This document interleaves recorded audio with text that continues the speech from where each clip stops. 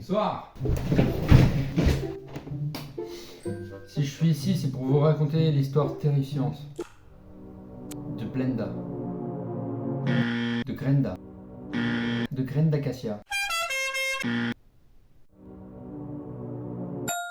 Du coup, notre ami Maxime, il habite dans un petit appartement plutôt modeste, tu vois, c'est un gars basique en fait, c'est un mec simple.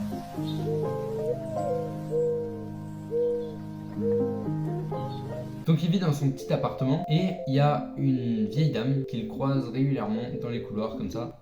Et la dernière fois, elle a eu un comportement plutôt bizarre parce qu'elle le fixait du regard bizarrement. Et du coup voilà, c'est juste une première rencontre, mais il n'y a pas de quoi s'inquiéter. Ce n'est sûrement pas une tueuse en série.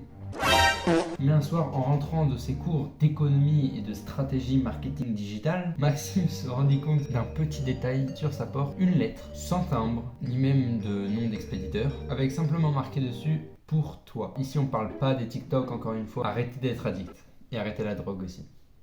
Il en trouve cette lettre, il lit la lettre et qu'est-ce qu'il voit à l'intérieur? Marqué en lettres capitales, ne dors pas trop profondément. Fuis cette maison Maxime. Et du coup, il a pris son fusil, il s'est suicidé. Il s'est simplement dit que c'était sûrement une blague de mauvais goût et qu'il pouvait dormir sur ses deux oreilles paisiblement, tranquillement. Je vais trouver un autre verbe, c'est sûr que je vais trouver un autre verbe, physiquement. Du coup, quelques jours plus tard, Maxime est tranquillement en train de chiller. Puis il regarde son canapé et il trouve que son canapé a légèrement bougé. Enfin, c'était pas là où il l'avait mis de base pendant son déménagement. Il dit simplement qu'il va le remettre en place. Genre, il prend le canapé, genre comme ça. Il va remarquer un trou dans son mur et quand il s'approche, il sent un air glacial lui caresser la joue.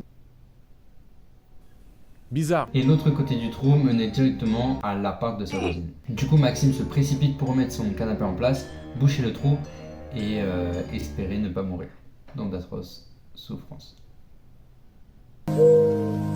Mais qui est cette femme qui s'intéresse donc à Maxime? La tension va encore plus monter la nuit suivante parce que Maxime va entendre des bruits sourds comme des coups en fait provenir de ses voisins, mais il sait pas vraiment c'est quel voisin, et décide donc d'appeler la police au plus vite, histoire de régler les affaires en bonne et due forme. Les policiers vont enfoncer la porte de la voisine, mais vont se rendre compte que cet appartement est complètement vide, qu'il n'y a rien du tout, du tout, du tout, du tout, du tout, du tout. Seulement un matelas en plein milieu de la pièce avec un carnet. Et sur ce carnet, on peut y voir noté « Il n'en reste plus qu'un.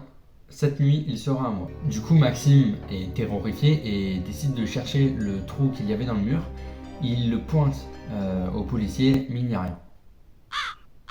Ok.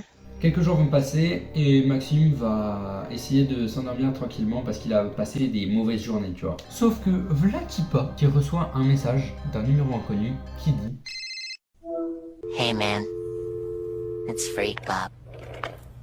Thanks for answering. People usually don't answer. » Qui dit « Je t'ai dit de ne pas dormir trop profondément. » Maxime!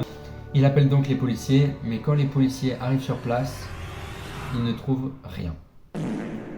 Seulement un carnet en plein milieu de la chambre de Maxime avec son nom marqué et barré. Allez, bon, je vais me coucher. Depuis ce jour, personne n'a revu Maxime et il est sûrement mort dans d'atroces souffrances. Merci à tous d'avoir regardé cette vidéo. On se retrouve dans une prochaine. Ciao! Hey man, it's Freak Bob. Thanks for answering. People usually don't answer. I'm just taking a toll on me. That's why.